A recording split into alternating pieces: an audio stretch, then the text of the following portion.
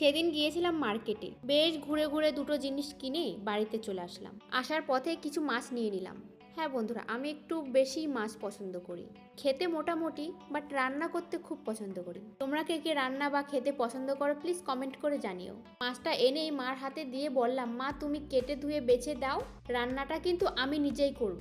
মা তো শুনে খুব খুশি হলো। যাক বাবা, আজকে আমি রান্নাঘরে আর যাচ্ছি না, তুই রান্না করবি, রান্না কর। কেন জানি না মায়ের মুখের ওই হাসিটা দেখতে খুব ভালো লাগে। সকালে দুপুরে রাতে সবসময় রান্নাই করে, মধ্যে কেউ যদি একটু রান্না করে দেয় তখন এতটা খুশি হয় মায়ের মনটা, বন্ধুরা তোমাদের বলে বোঝাতে পারবো না।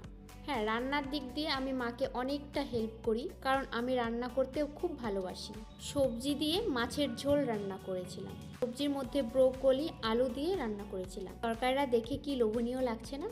হ্যাঁ, খেতেও ভালো লাগছিল, একদম ভালো নয় বাট খারাপও নয়।